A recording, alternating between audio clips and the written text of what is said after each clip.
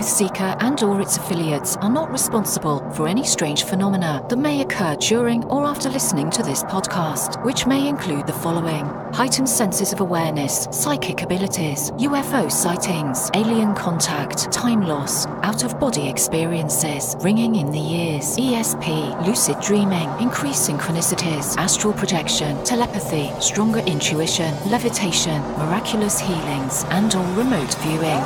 Please be advised to listen at your own discretion.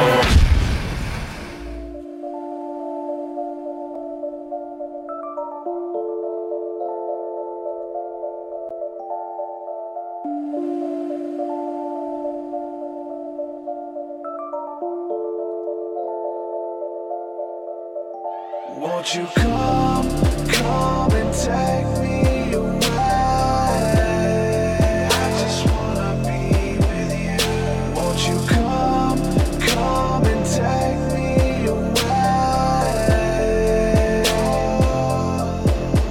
To a place to walk on troubled seas, faith to stand when I don't believe.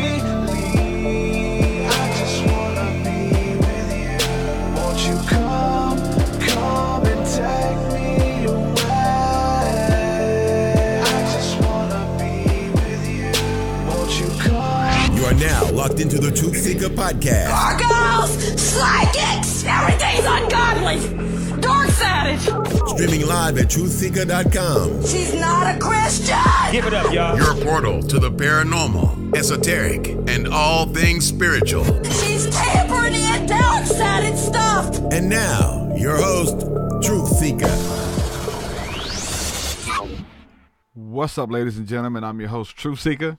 This is the Truth Seeker podcast, and I'm excited to be with you guys today, enjoying this beautiful weather, this sacred space.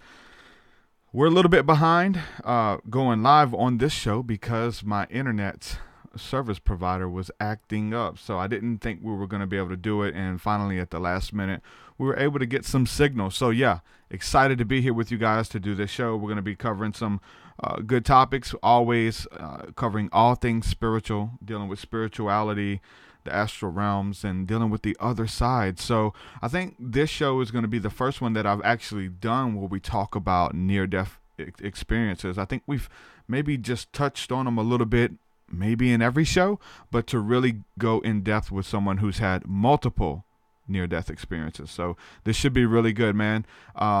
Want to give a quick shout out to everybody holding us down in the chat room live on YouTube, everybody listening to this re-upload on all the podcasting platforms as well. Want to give a quick shout out to everybody who is supporting my work on Patreon. I would not be able to do this without your help, without your support. So thank you so much for believing in me and what I bring to the table. You guys make this possible. So thank you. Quick shout out to the newest patrons we have within the last week or two. A bunch of people. Quick shout out to Hopeful Academy, Brandon Chase, Christy Lee. What's up, Christy? Luke, Mathis Legardian, Ed Crow, Jackie Williams, and Kalina Patterson. Thank you guys for believing in my work and supporting via Patreon. If you want to do that, head on over to patreon.com/TruthSeeker. There you get access to extra interviews, my full discography of music, which is 10 plus albums. Just released the new album. It is available there as well. You also get access to our Thursday nights School of the Mystics is something that we do, which is like the community aspect of the podcast. So that's where we kind of get to know one another and really put into practice a lot of the things that we're talking about on the show. So about the different meditation techniques and studying a lot of this different stuff and really just bringing everything to the table. We've been doing a course. The course is Basic Prophetic Training, and that is available on the Patreon as well. We're going to be starting up a Course in Miracles this week. So if you want to get in on that, make sure that you join the School of the Mystics over at patreon.com/TruthSeeker. So thank you guys again from the bottom of my heart. Couldn't do it without you. Awesome. So we're going to jump right into today's interview, today's discussion. We have Robert Kopecky. Robert, welcome to the show, brother. How are you? Thanks very much, Derek. I'm all right. It's nice to be here. Thanks for having me. Definitely, man. So we talk about near-death experiences, and I think that there's a lot of people who have claimed to have them, and it changed their life and found their calling and things like that. You've had multiple near-death experiences. I don't know if you want to tie them all in together, or maybe start with the first one. That would be a great place to start. What happened, and what did you get from it? I can run through them kind of quick and find a way to sort of tie them together. But needless to say, don't follow my example. One thing I can tell people. This took me about 15 years or so. They were spread out. And, near-death experiences come as particular motifs. Some people walk through the tunnel and see the light, and they come to a field and they meet their relatives and stuff. That particular one did not happen for me. But I did have three sort of classic motifs: an out-of-body experience, a life review, and a being forced back into this life kind of thing. So my first one, just to jump into it, I was living in Los Angeles, and I was art directing and illustrating and all the kind of stuff that I've done as a career, aside from writing these books.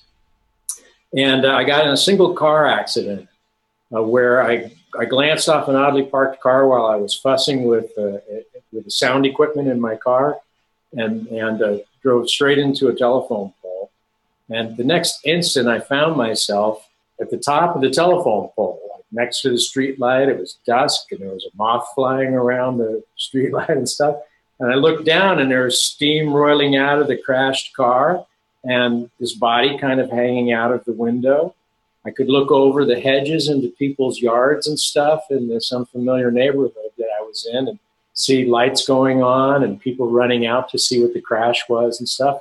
And then I witnessed the ambulance pull up and then load me into the ambulance and take me away, kind of thing. At that time, I was not aware or conscious of having a body at all. I felt liberated.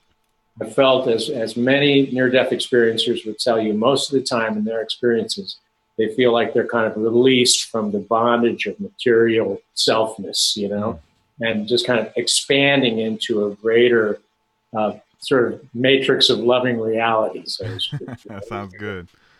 Love, right? You're folded into the love kind. And that's the sensation that I had in all three of them. And that's where I come to my idea of heaven. Anyway, this one was a little bit more heavenly than particularly my last one. I was kind of shepherded off to a place that was like a park or like a pastoral setting, and underwent this kind of interview, almost like a job interview or something. I don't remember exactly who it was with. And when I recount these stories, I try not to go anywhere that I don't remember, Yeah, good. I've had more realizations about them over the years. They're meaningful to me, but I don't feel like I have enough faith in the mechanisms of memory, so they tend to be kind of self-enhancing and stuff like that. So I just try to stick exactly to the memory as I had it a couple of days afterwards. I didn't awake from this experience, which I don't remember exactly how it ended, but with this kind of interview sort of thing. I awoke about 20 hours later in a hospital, and I had plastic surgery, and my head was all wrapped up in a bandage. And probably the notable aspect about this experience is that a couple of weeks later, I went back to the location where the accident had happened. And I walked around on the ground and looked behind those hedges and stuff and saw everything the way that I had seen it from up on top of the telephone pole. So I confirmed that for myself. That was about all that I really had in terms of interacting with people about this. At the time, back in the mid-'80s, near-death experiences were not very popular. There was not a lot of talk about them, and so I just kind of went on with my material life, so to speak. That was my first one. Wow, that's pretty profound. So, so you sent me your new book. The book is How to Get to Heaven, without really dying. That's the important part. Right? Yeah, that's the important part. So you've already done that. You come back with a message. I think the majority of people who cross over, they come back with some type of message, whether it's don't fear, you're going to be greeted, you're going to be loved, some type of message of hope. Some people experience some demonic sounding stuff, or Yeah. Some torture, hell, demons, things like that.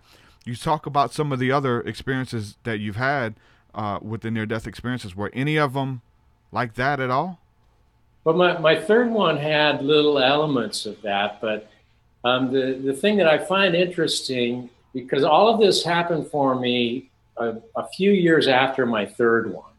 I never got into the near-death experience thing as a lifestyle at all during those intervening years. It wasn't until sometime afterwards when I had a different kind of a death. I had kind of an ego death, and I changed paths completely. I took off on a spiritual path in my life. I started a meditation practice, and I became fascinated with all this old scripture and philosophy and stuff like that I'd never been interested in before. And that's when it all kind of came together for me. But in looking at my three experiences, I suppose that, one might have profoundly changed me like it does with a lot of near-death experiencers. But like I said, I just kind of suppressed it and moved on into my life. And then the second one was unlike the first one completely. And by the third one being completely unlike either of the other two, then a few years later, about 10 years ago or so, I started wondering, why are these all so different? And since I put my first book out, How to Survive Life and Death, in 2014, I've been part of this community of near-death experiencers, kind of whether I wanted to be or not. I hadn't expected it at all. But I have heard hundreds of stories, and I've shared time with people that have had near-death experiences. And we all do have certain things in common that I relate to heaven. But every one of our experiences, even though they might be similar in some ways, is unique, and it's like custom made. And so my idea of it, my feeling about it, is that we are creating karma in every instant. And that has to do with my second near-death experience, which I can tell you about how that fits in. I could just think of the idea of creating our karma and then having to deal with it on the other side. Is that kind of where you're going to go with it?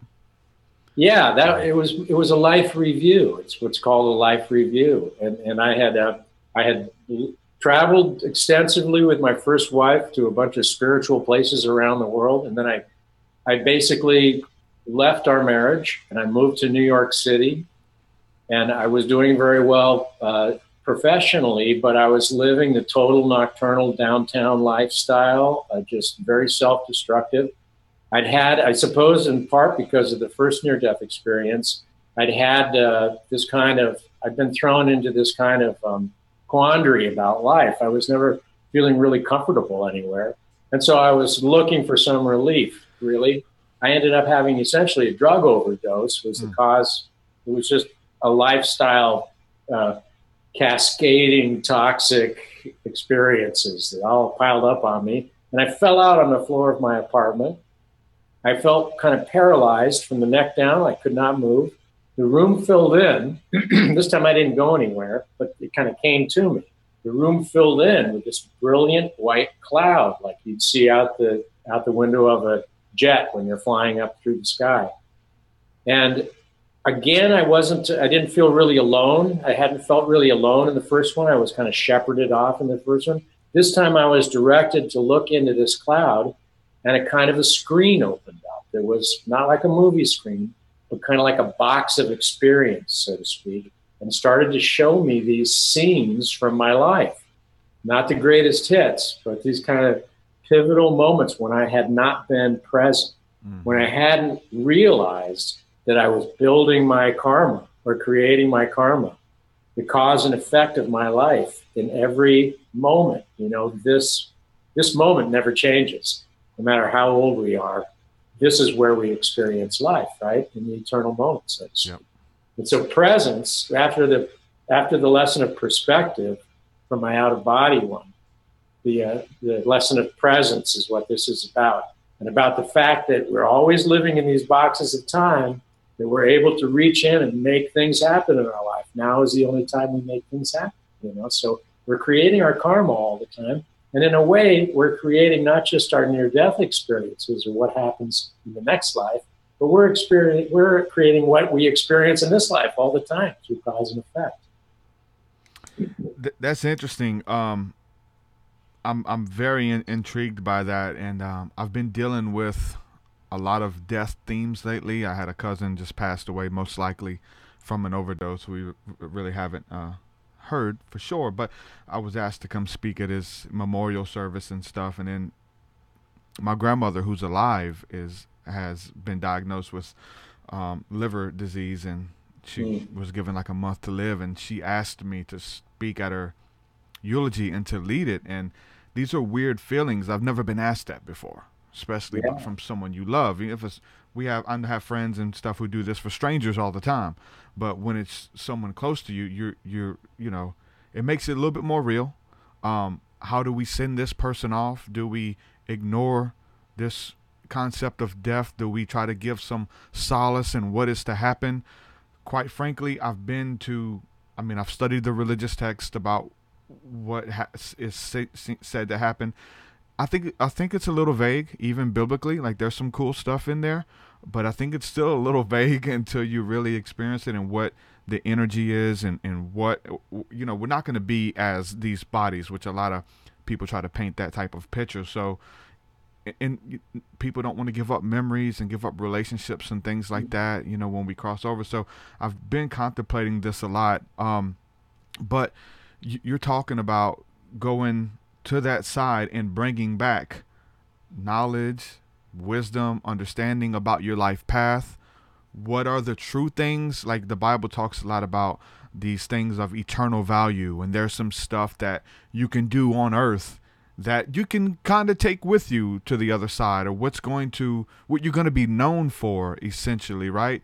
How does that kind of fit into what you're talking about? I know we have the power within the now moment, but what are some of the things that maybe have that lasting value that's going to echo through eternity? Well, you're always creating your life. Obviously, you're always creating this life, and though you're not thinking about it, you may very well be creating your next life too, as is indicated by the different kinds of near-death experiences that there are. Yeah. The one big lesson that I bring back, and that all near-death experiencers do, is that this is not it, right? Yeah. Life goes on. We were alive before we were born, I believe, and we're alive after we die. We transition from this mode, from this vehicle, and so we are transdimensional.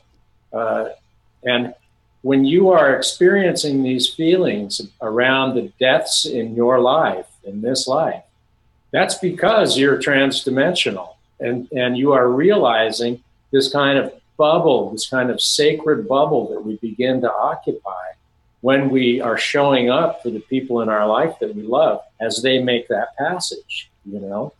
When you're in a room when a baby is born, or if you're in a room when a person dies, there is something tangible that is going on in that atmosphere. It's not like the rest of your life all the time. Yeah. That eternal moment is precious and sacred. And you have to show up for that, right? That's like in my second near-death experience, I had these things happen where I hadn't been present for them, where I had maybe let people down, or I'd missed an opportunity, or created some bad karma for myself or something. And when you are showing up for the people in your life the way that you are fulfilling those moments of opportunity in your life and answering that kind of eternal call. We're all here for each other for some reason. It's to fill in these parts of ourselves somehow. And it's all part of a big cycle. Hopefully somebody's going to show up for you when you pass on too, right? And so we need not fear about there being life after death. I'm quite positive that there is. I'm here to tell you that. But at the same time, don't ask me to prove it right now. It's not something that anybody in human form really wants to experience because of our instincts to live. You can't, there's people who are trying to experience it now. We can talk about that here in a little bit, but I wanted to bring up this notion. I'm really big into like a lot of the biblical texts as they are, and then a lot of the stuff that's taken out of the canon, like some of the stuff that the early church believed in. There's a book called The Apocalypse of Peter, which talks about when you die, essentially the demons or the destruction and the karma that you've built up for yourself on the earth, the bad things that you've done to people, the hurtful things, that for a time those spirits will be loose to torment you on the other side. And it goes into like descriptive detail about rape and killings and murders and beatings and stuff like that. If that, and I'm not saying that that's what happens. I just know that was in the Apocalypse of Peter. If that scenario exists, maybe if we believe it exists for us. If that scenario at all exists, and we definitely see bad karma, we definitely see people who have had a lifestyle of destruction, drug use, stealing, robbing, taking from people, stuff like that. Once you have this awakening, the near-death experience, can you undo that karma on this existence, kind of like right the wrongs and kind of erase that stuff? I feel like you can. Well, yeah, definitely. And, it's kind of a no-brainer that if you do bad things, you're going to go to hell. And if you do good things, you're going to go to heaven, because we don't pay for our sins. We live with them. And we live with them in whatever life we're living in. That's paying for them right there, right? Yeah. Now, you're talking about the what's called the Apocrypha of early Christianity, the Gnostic writers. And in the middle section of the book, the presence section, I go into some of that because if we live in the eternal now all the time, the wisdom that is present in this moment has always been present in this moment. So we can go back to things that I have, some of the samples I have in the middle of the book are the Bhagavad Gita or the Dhammapada, and I have the Gospel of Thomas, which is one of those Gnostic Gospels that I find very, very meaningful. In fact, it kind of provides the theme to this book, which is in Logion 113, Yeshua in the Gospel of Thomas says, the kingdom of heaven is spread across the earth, but men don't have eyes to see it. So this book is kind of devised to give you the eyes to see how you can build an experience of heaven. Like everybody's had a little taste of heaven in this life, right? You'll have a moment, it's a bite, it's playing with a kid or being. I would hope, yeah. Something that gives you this sense of heavenly transcendence. Yeah. And so that's the idea. On all these old texts, they provide us with these sort of ladders or puzzles that help us find paths to heaven that are just as contemporary in our lives right now as they ever have been. So I'm big on that kind of stuff. And needless to say, you have to live by certain principles. I mean, how does everybody behave in heaven, right? What do you think heaven's going to be? Everybody's going to be nice, right? Everybody's going to be forgiving. Everybody's going to be honest and humble and compassionate, and they're going to drop everything to help you whenever. So if you live by those principles, you are aligning yourself in this life with heaven, and you're burning off bad karma and you're creating good karma. Is that essentially what How to Get to Heaven Without Really Dying is about? Just to come back with that message. I mean, because Jesus reiterates over and over, on earth as it is in heaven, as above so below. Like whatever the atmosphere in heaven is, like we can experience it now. We can walk in it. We can, we can do those things, walk in compassion, love, forgiveness, those things towards other people and create heaven on earth. Is that essentially what the book's getting to?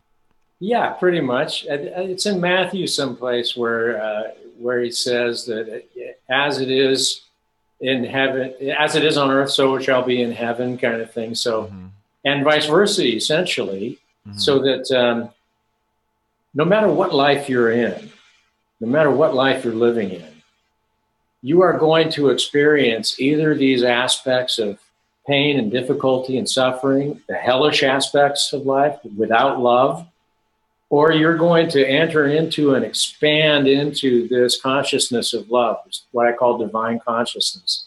It penetrates and animates everything in whatever life you're in. And when you enter into that, wholeheartedly and open-heartedly, and you take part in it with these principles that are kind of guaranteed to get you to heaven much faster than doing the wrong thing is ever going. You're going to have to work it off eventually. Yeah. That's the beautiful thing, because it's on earth. You can experience it now. A lot of people kind of put up with some of the bad stuff or the things that they don't like about themselves when they can experience it now, like in this present moment. Whether we go through meditation, whatever we want to do, just to get alone to find what you're talking about, the presence of the present moment, to be in the now. We look at Eckhart Tolle selling, he's a millionaire off of teaching people how to stay in the present moment, connected breathing, all of these things. I like to look at the scripture when it talks about, it says, peace, be still and know that I am God. So just to sit in that moment and just to reflect on that sacred energy through breathing, whatever it is. And I think that's where the power is, when we try to live outside of ourselves or anticipation about what we have coming up on our calendar in a few weeks, or an event we're supposed to do, or the end of school, whatever it is. We tend to get on this autopilot mode and project our consciousness outside of ourselves, where we're not present to look at the grass, to smell the flowers, all of these little things that we take for granted. And we go through different stages where that, if we're conscious of it, it may be taken away from us so that we long for the present moment. Maybe we're overoccupied and we can see that, man, I got to find time to rest. I have to find time to get back to the now moment. And that I agree with you. That's what everybody is. That's the end goal, I think. Like, so many people, I want to go into this a little bit, talking about like people who are on like ayahuasca ceremonies or psilocybin magic mushroom encounters. People are having awakenings on this, and maybe we can call that near-death experiences as well. Some people feel like they die. Some people meet, very similar experiences to you and all the other people who are dealing with NDEs, where they meet their grandmother who has been dead for 10 years that they were close to, and they meet that person and they tell them, it's okay, I love you, you're doing a good job, I'm proud of you. And they get the power of that experience and bring it back into the their life, all from the now moment. Yeah. And it's kind of interesting from my first near-death experience, the out-of-body one. When you experience seeing your body and you have a sense of yourself still intact and alive, it's hard to get the genie back in the bottle in a way after that. Yeah, From that true. point on in my life, I was never really able to look at things quite the same way. And that's why this section of the book is about the gift of perspective, is because I witness people now as these spirits, these expressions of divine consciousness, so to speak, coming through the form of their physical being. And I know that they have a life story. They have experiences that have happened to them that shade this expression that they have, and I look at you and I can kind of see the makeup of your life in a way. You look at me and you can kind of, sense the same sort of thing. Yeah. And we know that it's not easy to be this thing. To be in this form is difficult. And unfortunately it goes like this and then it goes like that, right? If nobody told me I was at the, if it's all downhill from here, how come no one told me I was at the top, right? That kind of thing. There you go. Life goes up and then it goes back down. Yeah. And so if we are clinging on to the forms of this life, if we are overly obsessive and self-centered in the physicality and the materiality of life, we're going to suffer from that. Yeah. The relief and what's expressed by people who do ethnoeugenics, psychogenics and stuff, is the release from that sense of being tethered to the physicality of life.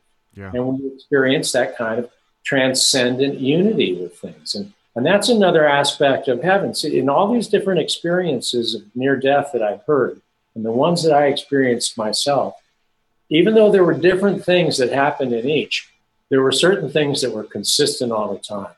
That was the experience of pure love, this kind of sense of radiant illumination at some place or another, this sense of transcendent unity that can be gained through ayahuasca or psilocybin too. And then there's some kind of karmic instruction. There's usually some kind of advice or path that you need to go on. My third near-death experience is along those lines too, so I could kind of segue into that for you. Great. But that's what it's really all about, is identifying the fact that you are a spiritual being, that you are a transdimensional being, that you are in this form for now, and that you're here to work some things out that can only be worked out in this form, and to do them in only the way that you can do them, and to show up for the life that you are creating for yourself. That's the beautiful thing, because we always want to complain about the bad stuff, and there's something we've just been exploring on this podcast with a lot of guests and stuff, and coming to terms with myself is like, you know, the bad things that have happened to us in our lives. You know, when we were going through them, I would have gave anything to come out of it. Now, when we look back at these different trials and tribulations that we've been through, some of the heartache and stuff that we've endured, I wouldn't change it for the world. There's this aspect of the contrast of how are we to be able to judge how bright and brilliant the light is if we've not experienced the uttermost parts of darkness. And it's the same way, I think, too. You're talking about this euphoria, this feeling that you felt going through the other side of love and of bliss, and that essentially that's where you are, that's who you are. How would you know that if you hadn't experienced heartache and death and loss and betrayal here on earth? And I think it all the pain, all the bad stuff, man, we have to use it for alchemy. I believe that 100%. Yes, alchemical. And it's all worth it. It's part of the contrast. Those who, the scripture says, those who are forgiven much love much, and those who have, you know, kind of right those wrongs and understand, look, I've been a jerk, I got to fix this, you know. And it's only through these type of experiences that we have these awakenings or realizations that we get on this path to want to change it. So that's the beauty of going through the bad stuff and it helping us see how beautiful the light is. So your third near-death experience, this was a little bit more darker. Yeah, it was actually. I was in a small town in Arizona. I'd been snowbirding back and forth between New York City and Arizona, and I had gotten engaged again. And I was there for a Super Bowl Sunday, and after the game, I went out into a public plaza and made a phone call on a payphone, which is still a pretty long time ago that this happened. What's that? Yeah, and I had a guy who we sort of charitably in those days called skinheads. You know, this like great big dude with a shaved head and just kind of all the trappings of that sort of neo-Nazi sort of culture type thing, and no judgment on the guy except for that he started to really harass me and got violent with me, and I got into an altercation with him where I kind of got the best of him, and I thought I better get out of there. Everybody around me thought that it was great that I had handled it so well, you know, so I got some sort of confirmation about dealing with this guy. But on my way home on my bicycle, I didn't realize there was a van full of these guys. They drove up alongside of me, and with like a crowbar or a tire iron or something, they hit me in the back of the head and knocked me off my bike into the curb head first. And then they stomped and kicked on me for about an hour. What? So in that one, that was obviously not as heavenly an experience. And I didn't go to as heavenly a place. I mean, to me, it's just really fascinating how specific these experiences are. Like ultra specific dreams, kind of, that exist in a different kind of reality, like a very real, more real than most dreams, less random.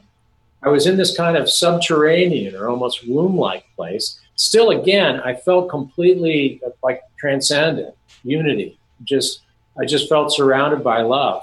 And there were, as I remember, these kind of entities around me, these loving entities. And it was almost as though outside of the room, I had a sense of this kind of crunching and stomping and stuff that I wanted no part of. I did not want to go back. I wanted to stay where I was.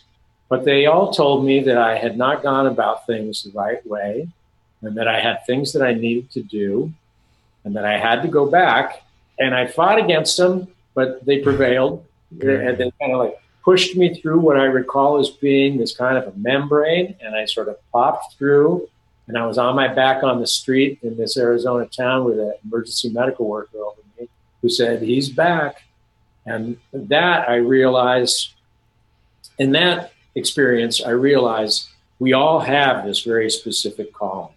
We're all creating, adding to it, making our lives whole in a way through this purpose that we're here for. Mm-hmm. So the perspective that gives you the ability to see people as human beings struggling along through this form, the presence that brings all the sort of wisdom of this eternal moment to bear, where we make our karma, and then the purpose that is your unique data package that you have to fill out and dovetail into other people's experiences. I kind of see us as being these sort of energy packets of karmic and quantum information that kind of overlap each other. We meet and infuse with one another. And that's the great thing about the darkness and the light that you were talking about. I bring up Rumi, who was a Sufi, and the Sufis have this belief that if you're looking into the catastrophe of things, into the darkness, it's great, it's beautiful, it's a blessing, because you only have to turn around 180 degrees to see the light and the bliss, It's right in the opposite direction. And so those experiences of darkness are what I think of as being deaths in themselves, These kind of moments where you're making this passage through absolute humility, where you become teachable. That's when you expand into a new life. You're reborn. This is like a resurrection or an alchemical kind of transformation. So that was the third one, was the gift of purpose, I call it. Which is a beautiful gift. I got to know, well, I was going to jump to this question, but I think you kind of already answered it. Christy in the chat wants to know, when he figured out he wasn't in his body anymore, did he want to go back into his body, or did he not want to go back? It sounds like you were kind of like, you wanted to stay where you were, but you were told you have to go back, right? Yeah, in the first one, I didn't really even think about it. I was just amazed. Yeah, you didn't know where you were. You didn't know what was happening at first, right? And I had this kind of entity with me that I now recognize as being my guardian angel, so to speak. This energy that sort of serves as a higher power in my life a lot of the time. The voice of reason, the good angel on my shoulder, who shepherded me off. And I didn't really even think about it until I woke up in the hospital again. In the second one, I was not very aware of that physicality at all. It was in the third one where I did not want to go back. I had a sense of what was going on in that physical realm, and it was nothing I wanted a part of it. And so I did not want to go back at all. But I didn't have a choice. Some people in their near-death experiences, they have choices, whether to go back to the body or not. So I can only... That's interesting. Do you want to go back? Let me think about it. I've heard that though. I've heard that. So here's a question I have for you.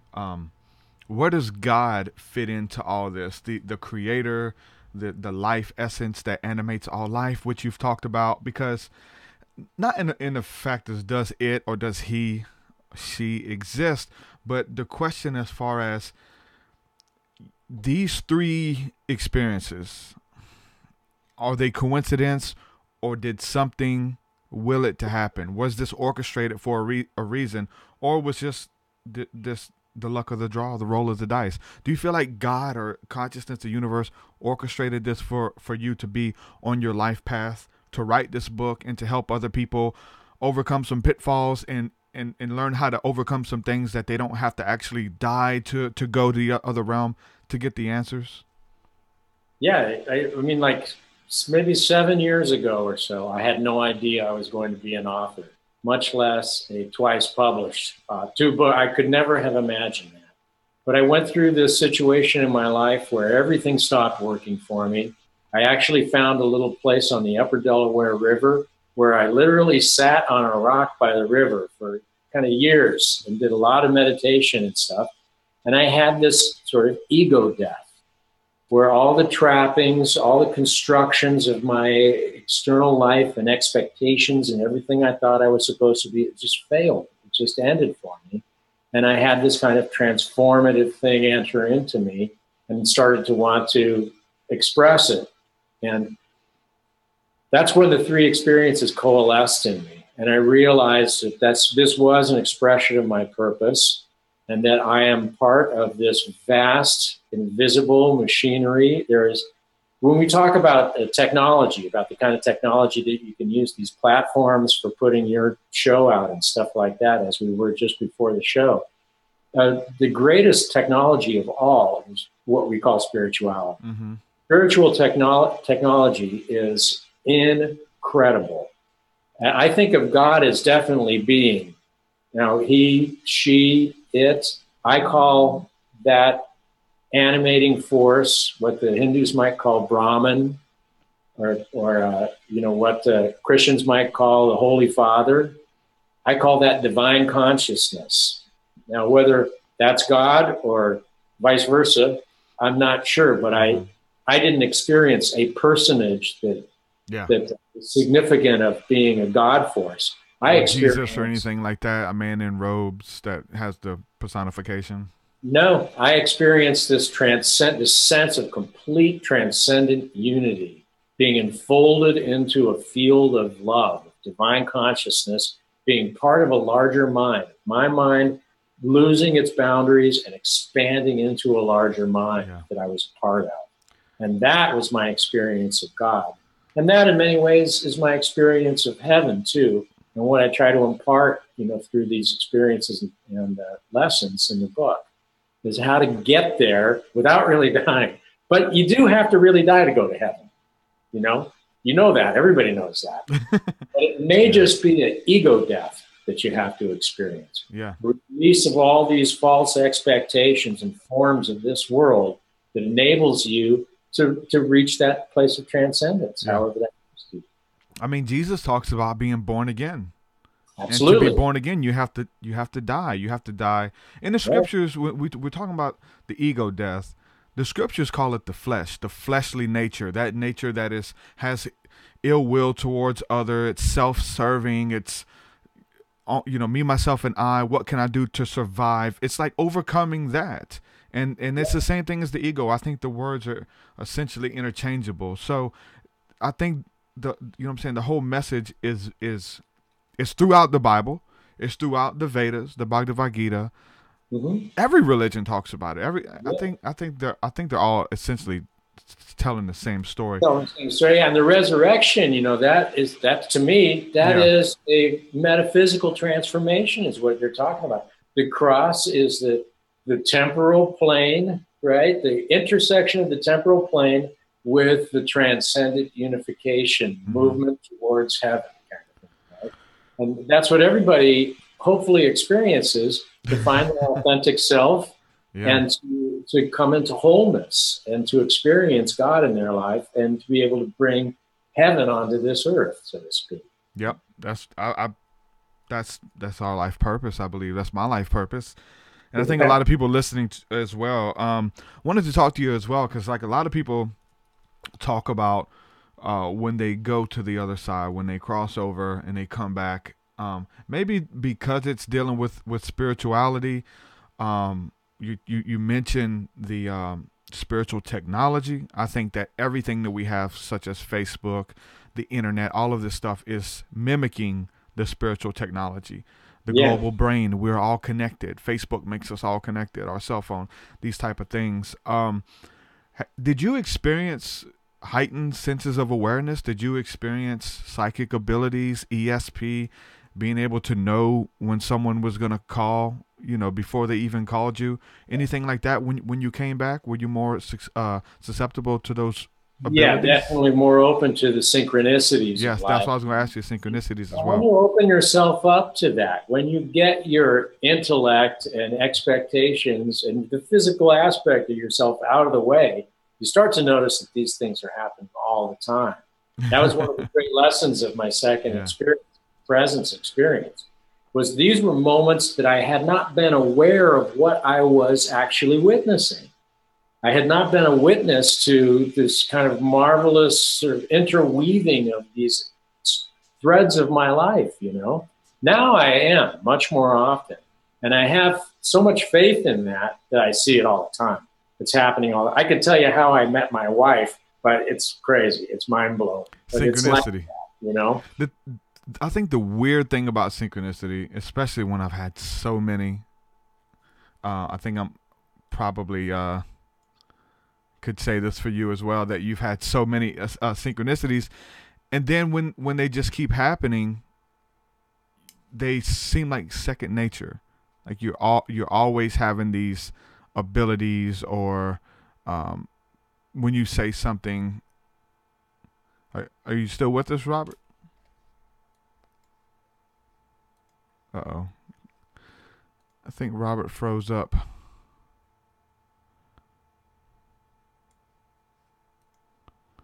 Hello. Can you guys in the chat still hear me? I think you can, so it's not my connection. It's his.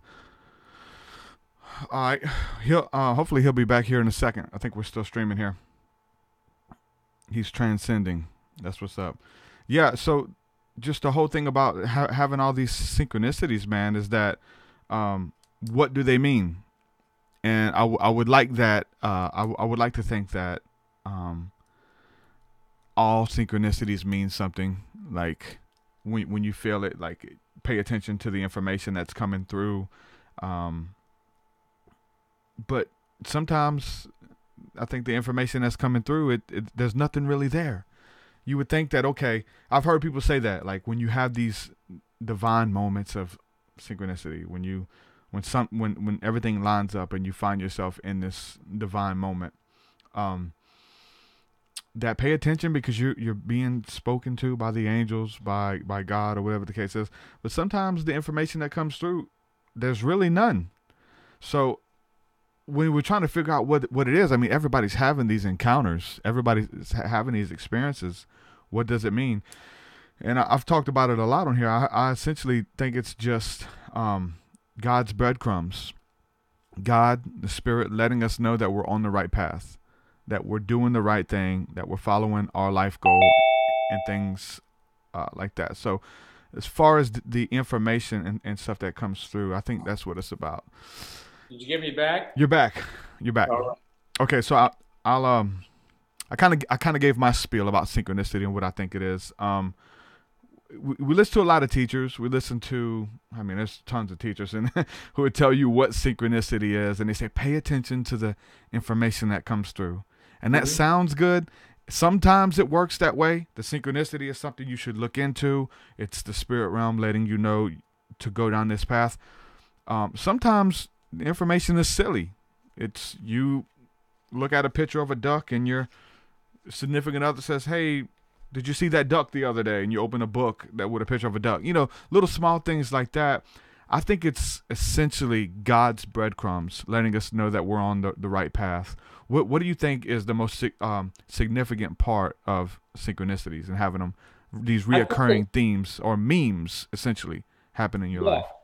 I think that when you're aligned to this kind of idea of what heaven is by living with certain principles, you have this, you bring a certain awareness and open-heartedness to bear, that then it is shown to you. It's not a projection of your own ideas about things, where your ego or your intellect starts to move into something and think, I should be manifesting that for myself right now. I'm going to summon this up from the ether for myself, that kind of thing.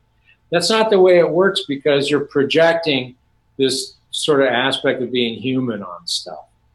It is already. It is all there already. And getting yourself out of the way and opening up and kind of like connecting transdimensionally through your heart to these things and experiencing them, then you'll start to see the real synchronicities at work in your life, I think, It's tricky because, people want to feel like they can kind of enter into it and work with it and make things happen, and it's going to show them when they want it to. It doesn't happen on your own schedule. It happens on God's schedule, so to speak, right? That you get these things shown to you. But you can tune into that schedule and kind of align yourself to that schedule, right? It doesn't work the other way around. Right. Yeah, and by living by these principles that I talk about in the perspective part of the book, and then bringing to the sort of powers of presence to bear, that kind of in the now type Eckhart Tolle thing, in this moment, this eternal moment, and then recognizing what your life is showing you is your purpose, Who loves you? Who do you love? What are you good at? What do people ask you to do? What do you know in your heart you need to be there for? That's your purpose then. Yeah.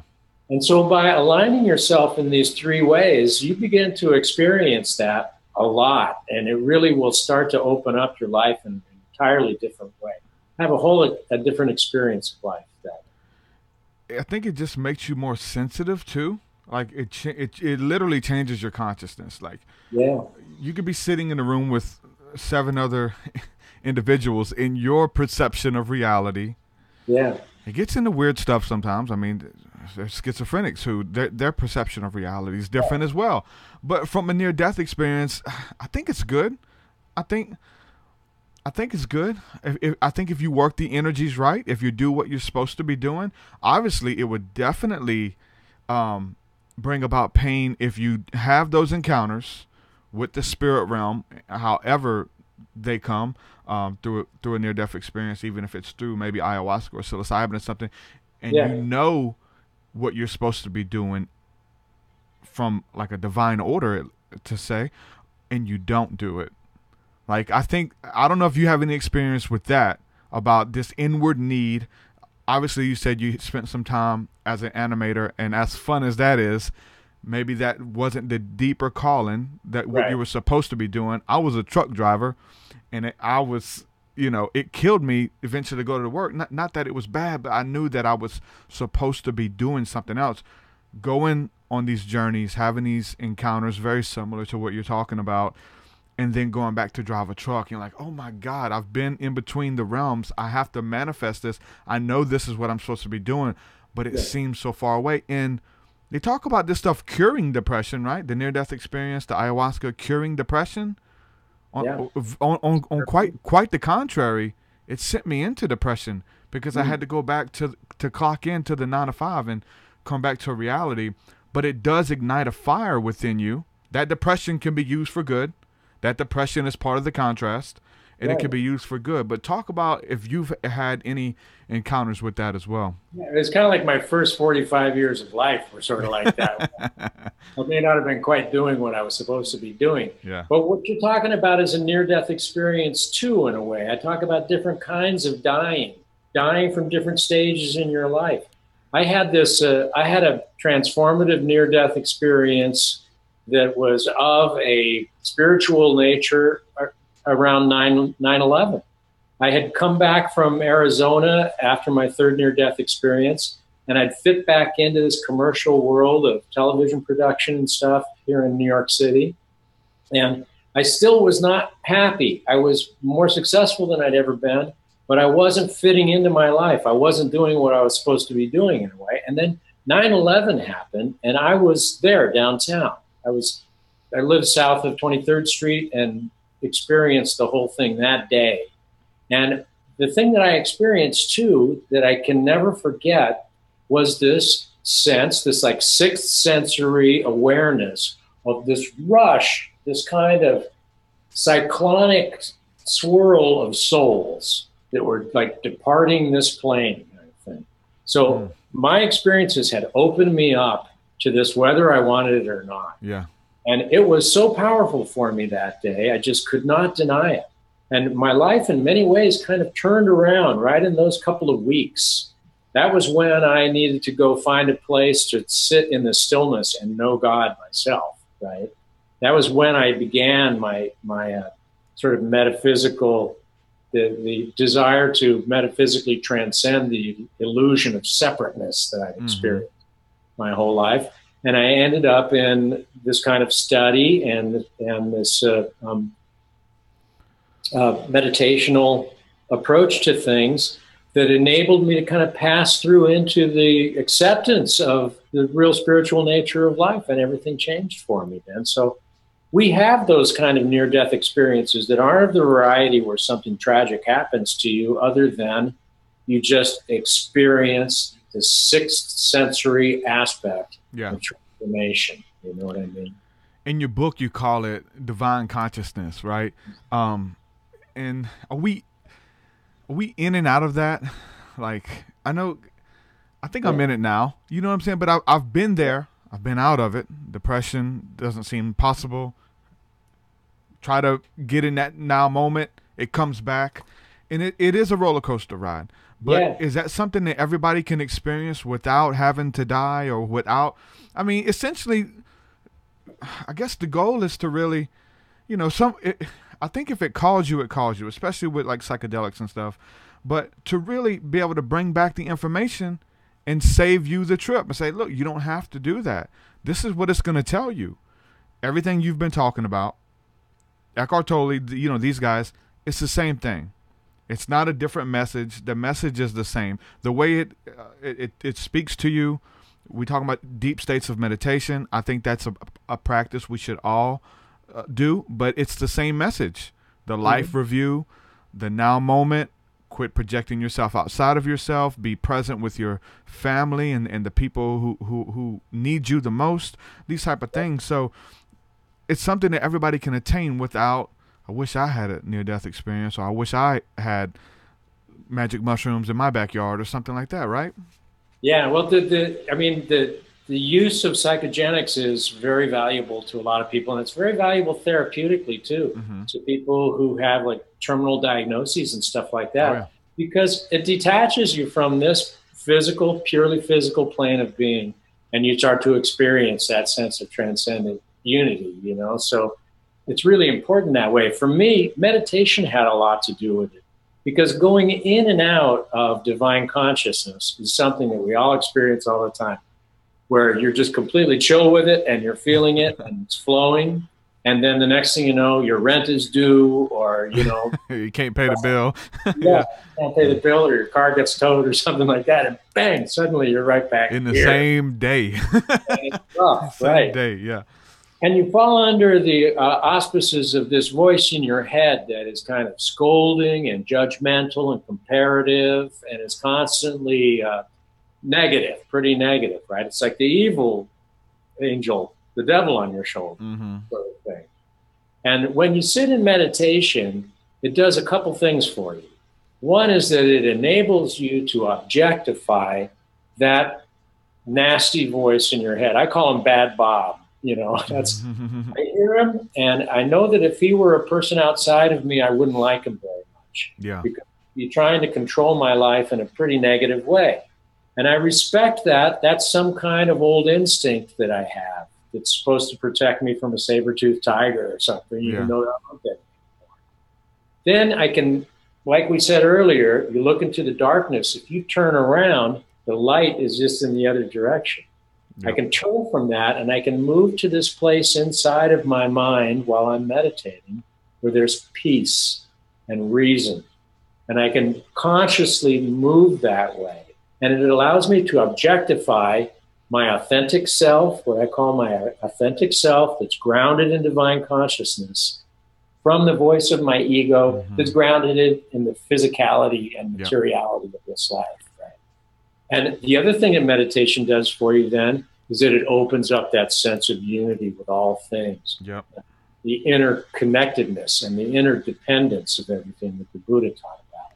So those are the two ways that meditation can help you really get in touch, align yourself to divine consciousness, and stay there as much as possible. Yeah, I think it becomes second nature. I think the more that we experience it, we know when we're out of it, and we know how to kind of get back in line, because we've been out of line before. We've been in and out, so we get used to it.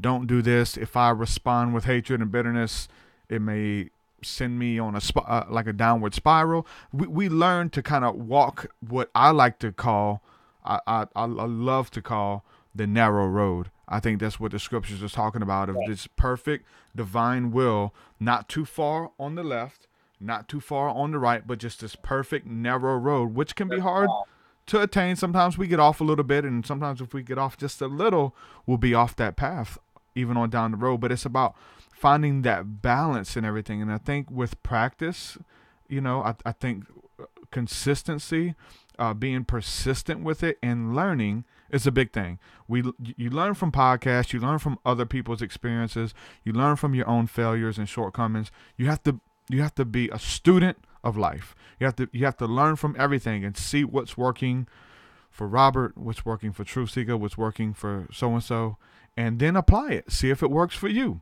I mean, we're talking about these cliches, and the funny thing is, like, there's a bunch of cliches in the near-death experience. And I was going to say that earlier, like a white light, I seen this, I was asked, do I want to go back? I left my body, looked down. They're cliches for a reason, because they're real and other people are experiencing very similar things, and therefore the outcome is very similar.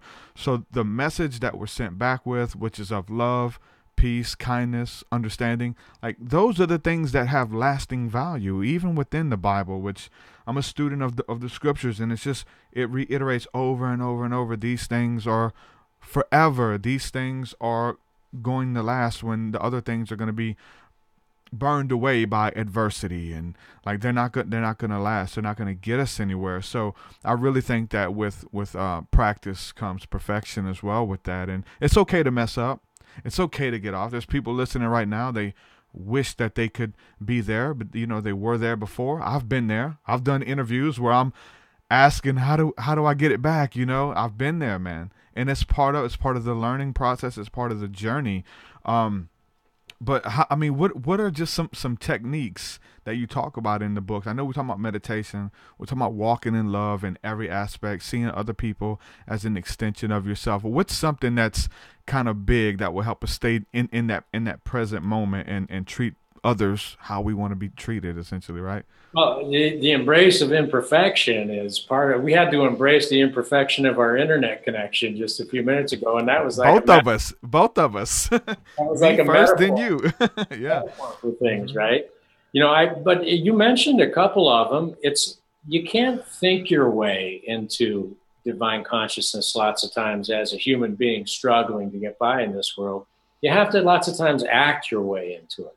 So if you're consciously being of a forgiving nature, or for example, if you just devote yourself to being as kind to everybody as you can be for a day, without kindness being sarcasm or gossiping, but real sincere kindness to people, your life will transform. It will open up in a way that you may not have ever experienced, and you'll discover this kind of fabric of kindness at work in the world that is truly awesome. If you notice, you have to be a little vigilant when you're on this narrow path that you're talking about, right? If you notice that there's comparison and judgment and stuff coming into your thinking, then you have to take that golden moment and say, wait a minute, stop and smell the roses, right? Ground yourself in this present moment, recognize that everything that changes is not real, and everything that doesn't change is real. And hold on to that sense of oneness with everything. And then those petty little concerns or judgments or comparisons you have about others fade away. They disappear, and you can realize your kind of unity with everybody and start to recognize everybody as being really beautiful in their own way. And even where you are, you might be like at a bus stop or something. And suddenly you're able to look at that world in a different way that brings that kind of heavenly radiance out through it, and transforms that instant, that moment of presence into a heavenly experience. Yep. And I think, like I said, I go back to the Bible all the time. This is what I've studied, and it talks about having that peace that surpasses all understanding, that inner peace and that inner knowing, where if we look at the situation and circumstance, you should be freaking out right now. You should be upset. You should be bitter. You should be mad. But how do you have this peace? And it's the inward knowing of Jesus talks about, my peace I give to you, not as the world gives. No man gave it to you, so they can't take it from you. Don't let anything take your peace, and you're able to weather every storm. When you wake up on the boat, much like Peter and the disciples woke up on the boat, and they're in the midst of a storm, they panicking, where's Jesus or whatever.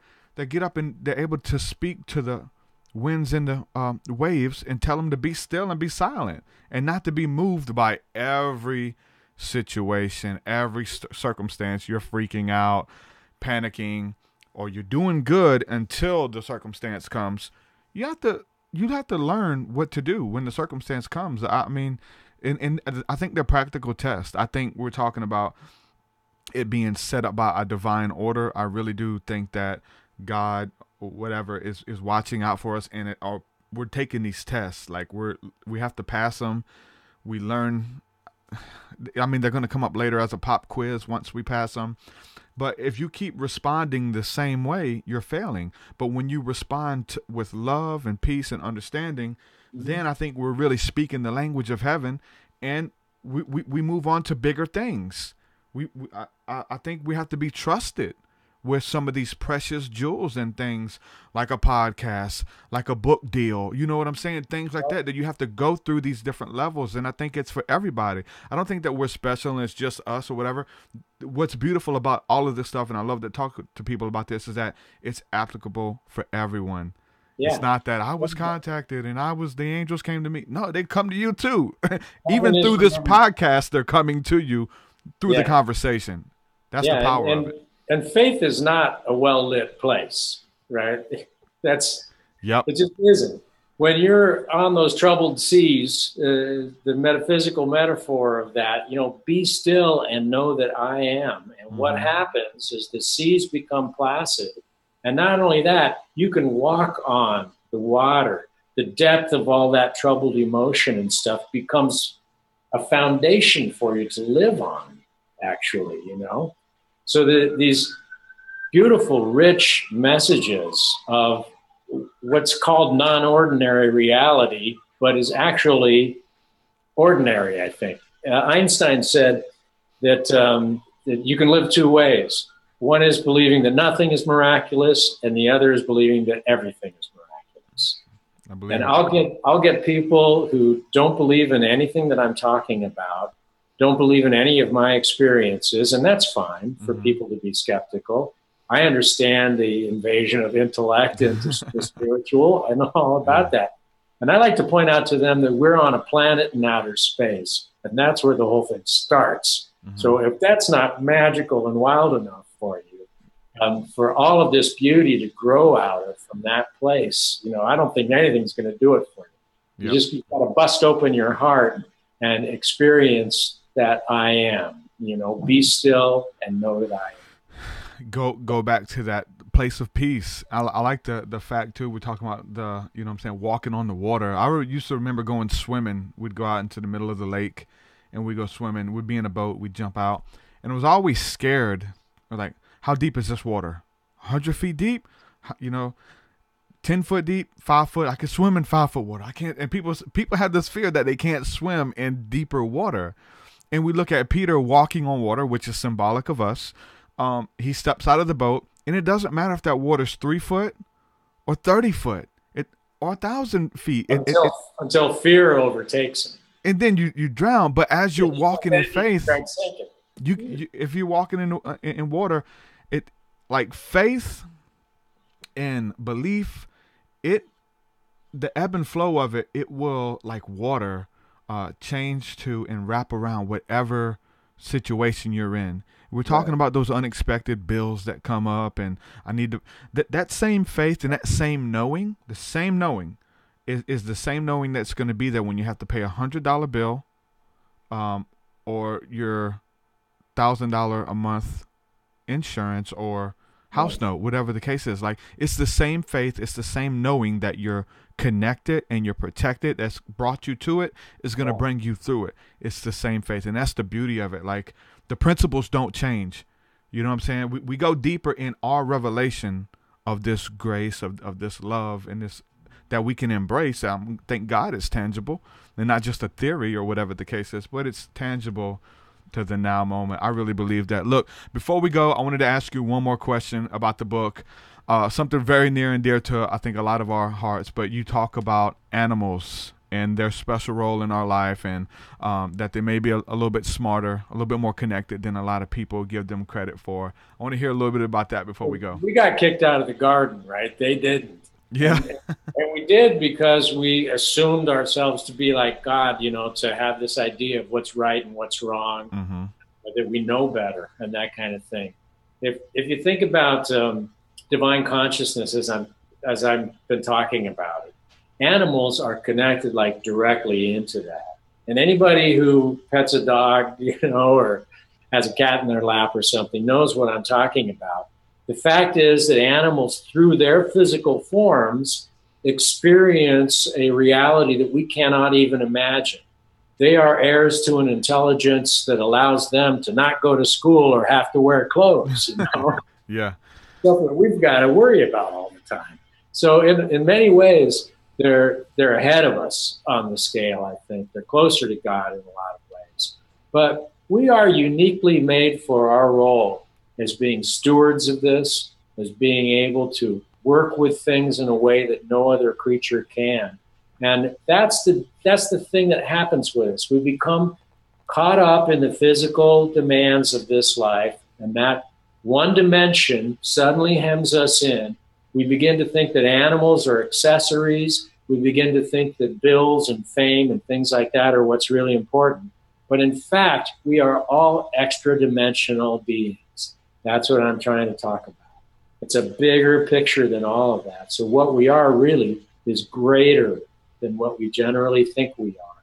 And when we align ourselves with animals more in that way, we become part of this life of the world. And then we can start to actually bring heaven back to this earth. I mean, it's a pretty heavenly earth to start with. Yeah, true. See where we're going wrong. Everybody is very aware of where we're going wrong, right? And part of it is losing our animal brothers and sisters at such a high rate. So if we realize that we're greater than we are, is my point. Mm-hmm. That we're trans-dimensional beings, really, you know?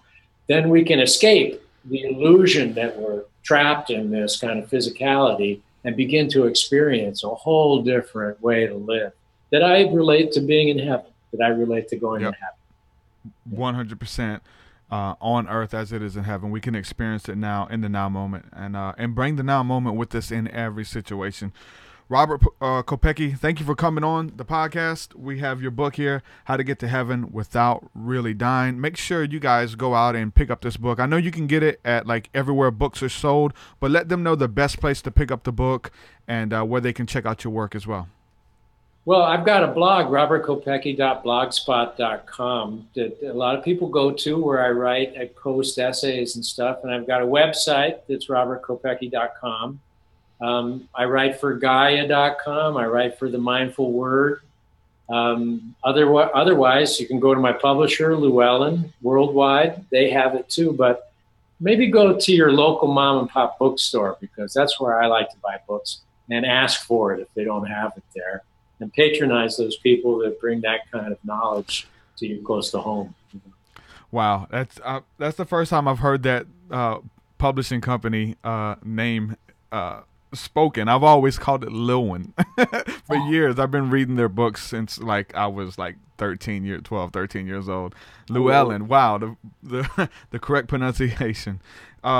You guys make sure you go check out his book. It's really good stuff. And if you really enjoyed this podcast, if you would like to see him on, again, let us know. I know he's got a lot more stuff to talk about. We can even go into his first book as well. I want to talk to you a little bit more about some of these special abilities and psychic type experiences as well. So I'd love to have you back on.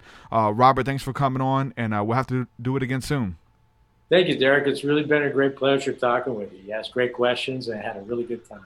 I enjoyed it, my brother. We'll see you again soon. Blessings. All right, bye-bye. Robert Kopecky, ladies and gentlemen. I get some really cool guests on here, man.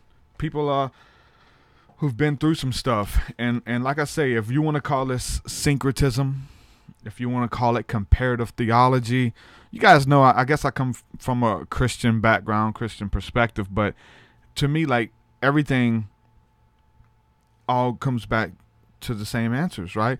We're having these, whether you're having a Christian experience and that's your worldview. I mean, this guy wasn't using biblical terms and languages for the most part, right? But he was. Like, if you know the scriptures enough, you know. I mean, that's how my mind works. You know, that's I have a scripture for everything. You know what I'm saying? And there's some deep stuff within the scriptures, which is really cool.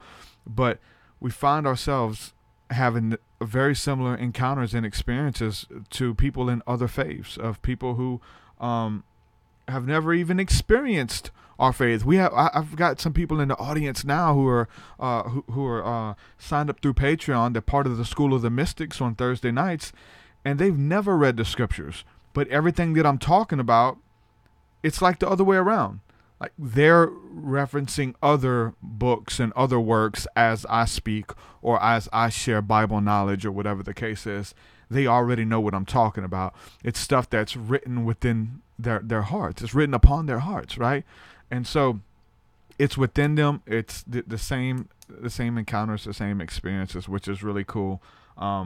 That's what it's about for me. Like, he's talking about having this awakening. A big part of my awakening and moving to these, greater levels of understanding and came when I started, instead of looking at others and finding what makes us different, finding the things that separate us, I did the opposite. I said, well, let me try studying this stuff, or even talking to people in conversation. I would do this in conversation, man. People will bring up anything religious. My mind is going, how can I debunk them and show you that my religion is right? Honestly, that's what we were taught in religion. But now in these conversations, I'm trying to build. I'm like, okay, I believe the same thing. We word it differently. I've worded it differently. It's a different perspective on the same type of concept. And that's what it's about for me. We call it comparative theology, syncretism, how we're all saying the same thing. And now, instead of like trying to tear people down, I look for the good in it. I mean, we could just use like Joel Osteen. I mean, he's an enemy of most of like heresy hunters, the Christian heresy hunters. Like, they're like, Joel Osteen's a false prophet. He's preaching deception and things like that. And I used to look at him that way because of the people I was involved with in many sects of Christianity, in many sects, not just one denomination or whatever. But I would listen to it, and I couldn't take in anything he said because of whatever the case was, hearing, having preconceived notions about him. But then now I'm able to listen to him. It's like, listen, that man's talking some good stuff. He's got some wisdom. Something he's saying is good, right? He's a false prophet, man. He's deceiving people. What's up, Patrick? All it is. What up, boy? Patrick says, I can't stand him. Sorry. Talking about Joel Osteen. You know what? Like, it's about, I had a point before I said your name when you posted that, man. I was gonna say something about not being able to stand him, but it's just about the information that comes through, man. I want to say thank you, Patrick. Patrick just ordered some of my daughter's slime, and I'm gonna give a quick plug. My daughter's now making slime and stuff. It's really big with the kids and stuff. So y'all want to go follow her on Instagram. It's Fluffy Wolf Slimes. Slimes on Instagram. She's selling slime, so go buy some for your kids. Yeah, shout out to Patrick for he was her first customer, so thanks, bro. It's looking at people and finding what we don't like about them, or what we can't stand about them. Like, we move to just a deeper revelation, or just to see what we can stand about them. Because I mean, people I think people say that about me, you know what I'm saying, or about anybody. Like, there's people who tune into this podcast and they see the little all-seeing eye on my hat, and they love the wisdom, they love the information that comes through, but they just see something, or they see a symbol in the background, or a video game, or whatever, and they just see something that they don't like, or that they can't stand. Most people can't stand an eyeball because it represents the devil to them in their understanding. Whatever the case is. So, yeah, we talk about triggers, man. People get triggered. People have stuff that they can't understand, and I couldn't stand him for the longest time too. Not just Joel Osteen, but just, I'm telling you, man, being able to transcend and see everyone as an extension of yourself. I think that in spirituality we'll all eventually do that, but to really see what we can agree with the people and build upon that. The scriptures say, can two walk together unless they agree? And people use that to say, okay, we don't agree. You believe this, I believe that. We can't walk together. Bye. And they're done. They cut you off. But I read that, can two walk together lest they agree? Let's find something that we can agree on and walk together, right? Great minds think alike in the comment section says, everyone has some truth, even if our minds are blocked to it. Yep, everybody has something. I know what I was going to say, Patrick, here was the point. When it comes to Joel Osteen, we used to call him a false prophet. Now people call me false prophet. So yeah, whatever. He wasn't the only ones we called a false prophet. Anybody, I'll put it this way: anybody who taught stuff contrary to what we believed were false prophets. And I'm speaking about this in past tense, but there's a lot of people still there now. You teach the Bible a certain type of way. You teach religion, philosophy, politics. You're a false prophet. You're a heretic. These type of things. Anybody who taught it differently. And I used to get mad at like Joel Osteen. I used to get mad at Creflo Dollar or some of these people, Benny Hinn or whatever. But the scripture says, this is the deep part. The scripture says that the people having itching ears will find for themselves teachers that tell them what they want to hear. So it's not that like Benny Hinn or Creflo Dollar or Joel Osteen has all this power that they're able to deceive the masses because they're wicked people. No, these people are just presenting a message, and the audience are paying them money, are supporting them, sharing their content, going to their rallies or sermons or whatever, because they're telling them what they want to hear. So the scripture says that the people having itching ears will find for themselves teachers that tell them what they want to hear. Now that works with everything. The scripture also says that where your treasure is, your heart will be also. If you believe in something, you're going to support it with your time. You're going to watch it. I mean, many people listening to this podcast, you find something of substance here. There's people who financially support the work I do. Your time, your money, your energy, your effort, your, occupying it with your mind and letting it into your thought life. There's stuff that you're entertaining because you bear witness with it and people will support it. So if you're looking at Creflo Dollar, if you're looking at some of these prosperity pimps, as you want to call them that, or quite the contrary, any other religion or something that you don't agree with, like those people are listening to these guys for a reason. So I don't think it's much of the teacher is the deceiver. I think that he has a message and the people bear witness with it. I mean, that's what they want to hear. You know what I'm saying? They want to know how they can be rich. They want to know how they can get to heaven. You know what I'm saying? Whatever the case is, man, people will find for themselves teachers telling them what they want to hear. But like, it's not a deception thing. It's just part of nature. Like most people wouldn't be listening to this if they didn't bear witness with something, unless they're just like chastising it and picking it apart and stuff. Or I hate when he does that, that kind of stuff. I mean, I know there's those people listening too. And it's okay to agree with some of it. And then I wish I can interject. That's the funniest part when I talk to people and they say, man, there's so many times you'll say something and I guess we'll respond and I want to interject, and they're even talking to their phone or whatever the case is, it's so funny. But hey, I've been there too. So yeah, Patrick, all it is, he says, I found you. That's it. You'll find the people that you resonate with. You'll find your tribe. You'll find the others, right? And if you're someone who is into mainstream religion and cookie cutter church, you're going to find that. And that's for you. And that's good. That's not I don't think that's a bad thing. You know what I'm saying? Obviously, there's some bad stuff that I would disagree with. You know what I'm saying? But I think as a whole, I don't think these people are wicked as a whole. I think that they have a lot of them have a just notion about themselves, and their intentions are pure. And I think that's what it comes down to at the end of the day. Ruach says, get in where you fit in. That's right. I want to thank everybody for supporting, man. It's awesome that you guys believe in my work.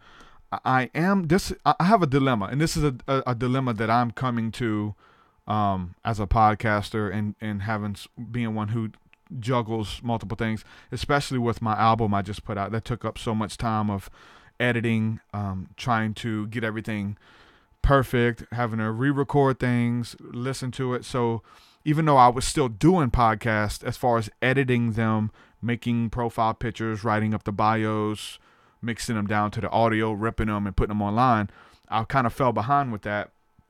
Also, I fell behind because we did a 100th episode, which was a little bit ahead of where it was supposed to be at. And then we did a look back episode. I wanted it just to be one.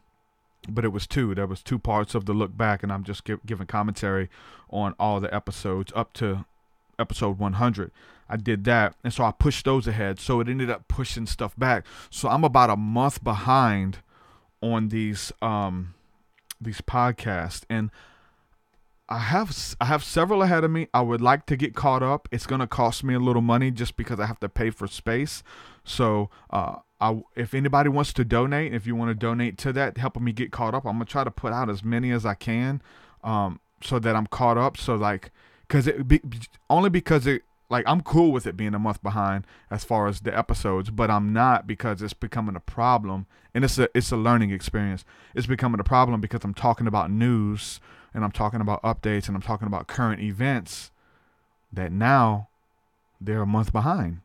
You know what I'm saying? So if you're listening to this live, the live broadcast is going to feel different than the tape version, because some of the ones that are coming out, I'm talking about, hey, I have an upcoming album release party this weekend, and that was a month ago. You know what I'm saying? And so I want to get caught up. So if anybody wants to help me with those fees that I have to pay to kind of get caught up, you can click the donation button. You can go to paypal.me/TruthSeeker. So every little bit helps, and that's what I want to do. I'm gonna try to get caught up, and I'll try to be consistent in getting them all out. Everything that's already recorded, at least one a day until we get caught up. I got one ready to go. I did one yesterday, got one ready to go today, and I'm willing to do one tomorrow, but I've almost used up my allotted space for the month, and it's only the 15th. So anyway, that's where I'm at. If you guys want to help me, and even as I'm saying this, if this is behind, it's just as weird trying to keep up with the time. I just told you today's the 15th, and if I don't do it, it may be the 15th of the following month. So that's what I'm trying to do. I want to get caught up so that, like, once I get caught up, I'll stay on top of it, and every show will be out like the next day. Every show will be come out the next day. Oh wow. So yeah, thanks for all the support.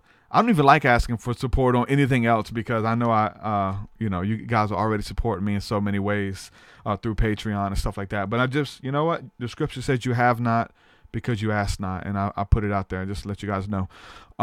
Christy folks, I'm still debating whether or not I should encourage my new pastor to listen to the song I Am. It's perfect. You should let your new pastor listen to it. I could say this, it can't, I would say it can't hurt. It can hurt. It can't hurt if you really like it and that song ministers to you, and then you share it with your pastor who's like, hey, this isn't of God. Stay away from this. Because, that we get that a lot. Stay away from this. This is, blah, blah, blah, blah. Everything I'm saying, everything I've been saying, how some people react to things that they disagree with. So that would be the only concern. I would, if you want to do it. But if that happens, don't get offended. Don't let it harden your heart. And, I have to preference everything. So great minds think alike says, are you speaking of your intro song? No, the intro song is called The Inner Reaches of Outer Space. There's a song on the new album called I Am, featuring The Voice, Spirit of Truth, and myself, and Saint Anthony. It's a really good song. A lot of people say that's the best song on the new album. It's a really good song. I know that. So yeah, there we go. Look, as I'm live right now, all it is, Patrick just donated $10. He also bought my daughter slime. Thanks for the support, man. You have not because you ask not. That's universal. That's the law. That's for all of you guys. If there's something you want, ask God in your prayer closet. Also, ask the people around you. That's the one thing we get weird when it comes to money, man. People get weird when it comes to money. There's people who hate the fact. I'm going to tell you this straight up. I know I've mentioned it, but there's people who hate the fact that I get to do this for a living. Like, they're jealous, man. They get mad that I get to wake up and do this for a living because other people are paying me to do this. Like, other people it's a lot of people giving a little, and it enables me to do this. They get mad. I will never understand that. I will never understand that bitterness. You know what I'm saying? That hater. You got a hater. You a hater, man. Let's face it. If that's you, man, you a hater. I got people who listen to this only to try to find stuff on me, to blog about, to gossip about. Look, I'm over your opinions of me, because I'm over my opinions of me. I don't, like, my life is not my own. This has come through prayer and fasting, man. Like, this is what I'm supposed to be doing. And my question is, what are you supposed to be doing? If you're a hater, any of you who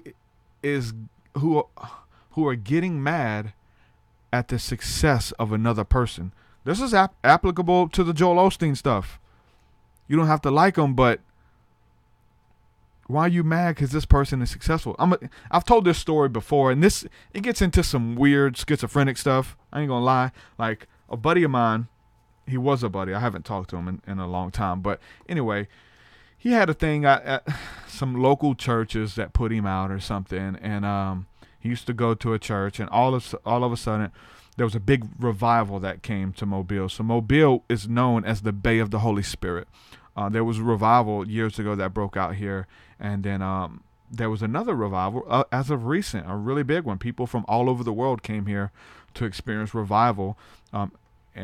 These pastors, rented out at the Civic Center, and people came from all over the world. And my friend's pastor, who he despised, his wife come down with some kind of condition. And I think she has something up with her legs or whatever, man. She couldn't really walk. She goes up for prayer and gets healed. And this is on live streaming on TV. It was on God TV, and it was on the computer, Facebook, YouTube, streaming on all that stuff. Like, it was a big deal. My friend seen it happen live. This dude got mad and punched his computer screen and broke it.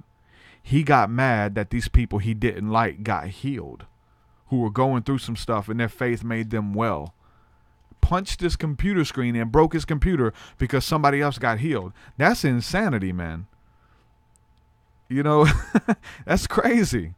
Like, that's insane for people, anybody getting mad for somebody else succeeding in life.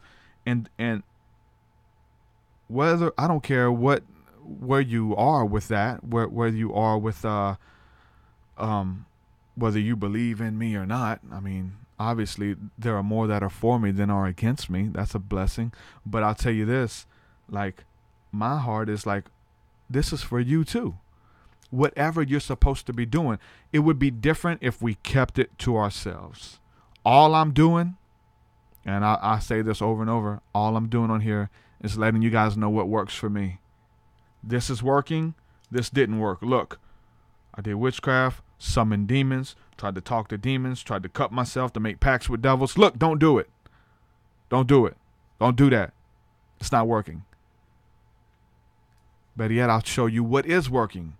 Having faith in Christ, faith in a higher power, thinking about those things that are good, speaking blessings and not cursings, connected with people that believe in you. Go into meditation, find out what you're supposed to be doing, connect with your creator. Look, this is what we're doing. And all of the guests play a similar role in that, of you walking in your high calling, you doing what you were put here to do. And I understand where it comes from. I've sensed it before. It's people who are upset because they're not walking in their calling. They're not doing what they're supposed to be doing, what they were put here to do.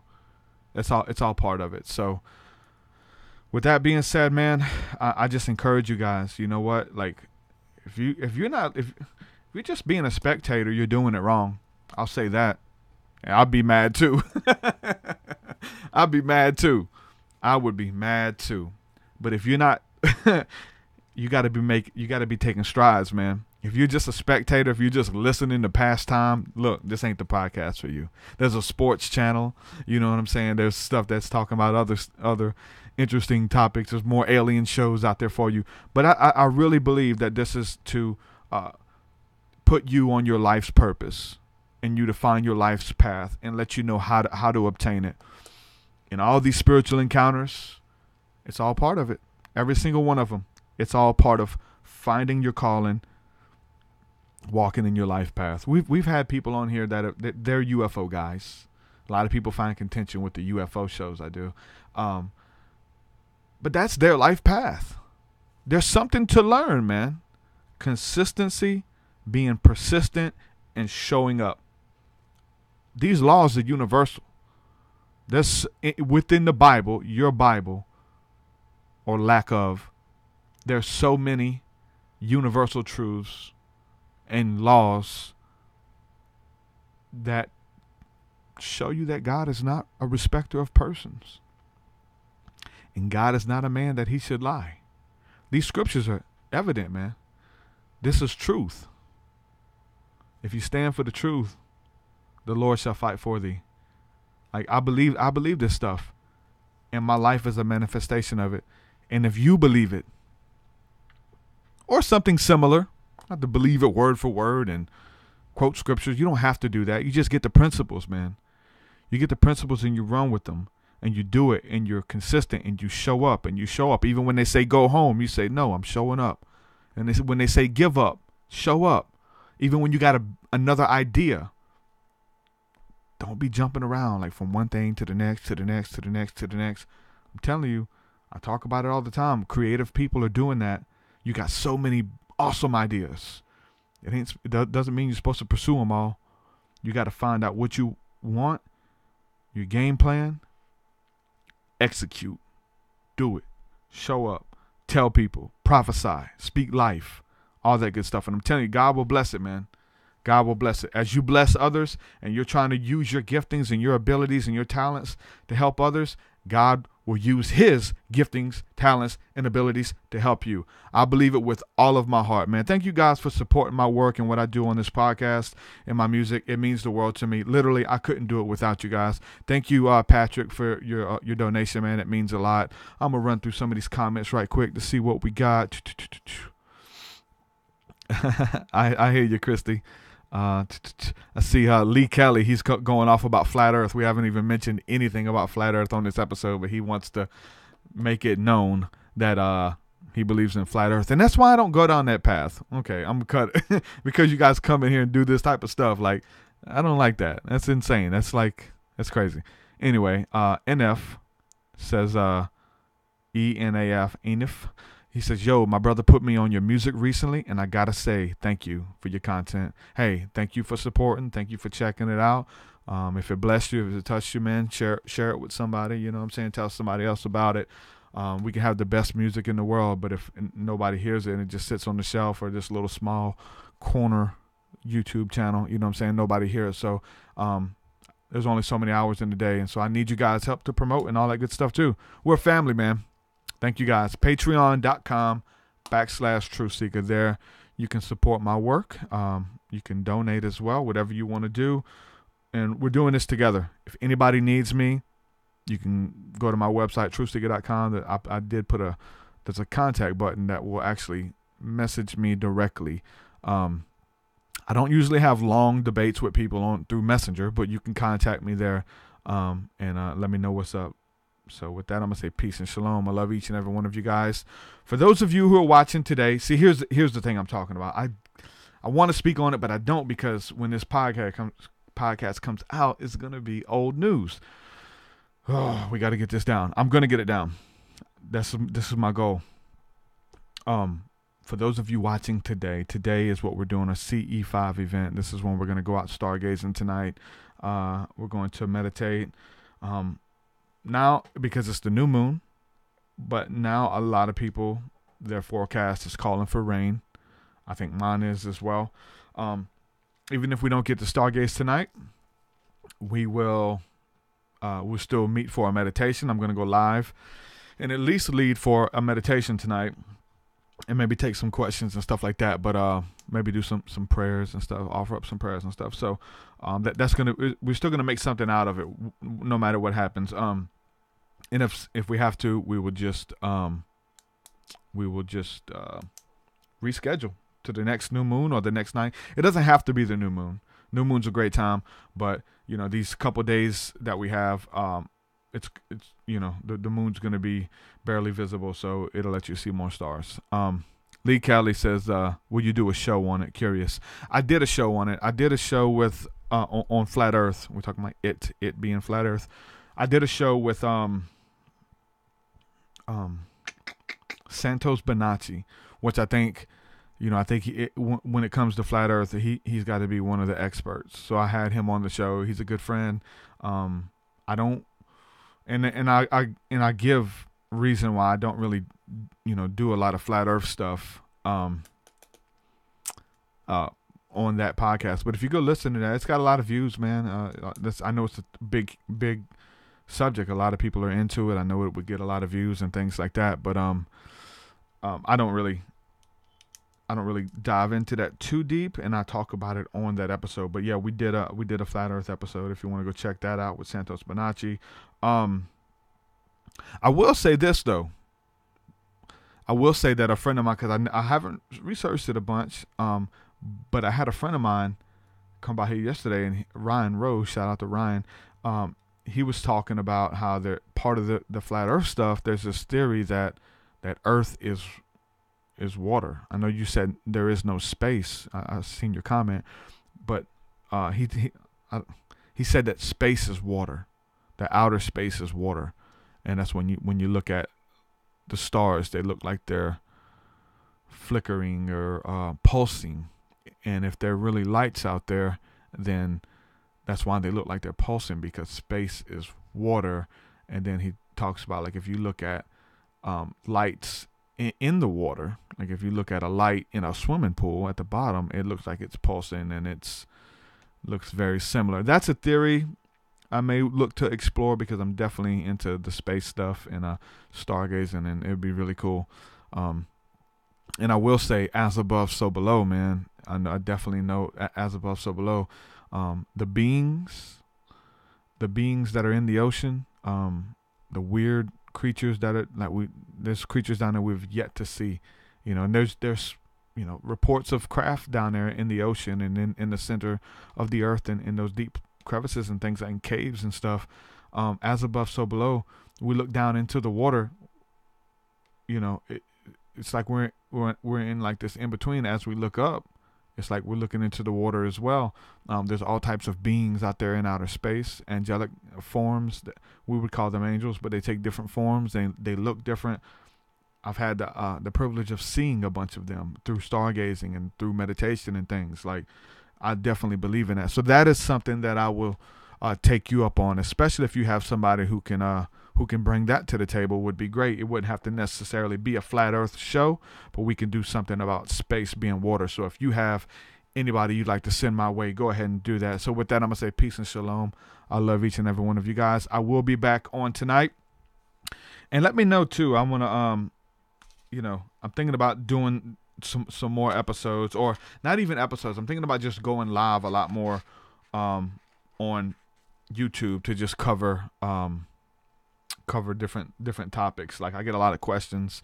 I try to formulate them here on the podcast, but if you guys want to like do more Q&A stuff, or whatever the case is, wanted me to go in on a subject matter, I'm thinking about doing some more live stuff so I can do that. So let me know if you guys would like to see that happen, and it'd be fun. So with that, I'm gonna say peace and shalom again after the 4th time. Love you guys. Bye. Your way so much higher than mine, so much higher than mine, so much deeper than mine, so much deeper than mine. Well, that does it for this episode, folks. To hear more episodes of the Truth Seeker podcast, head over to truthseeker.com. And if you're wanting to support the show and get rewards, go to our Patreon page at patreon.com/truthseeker.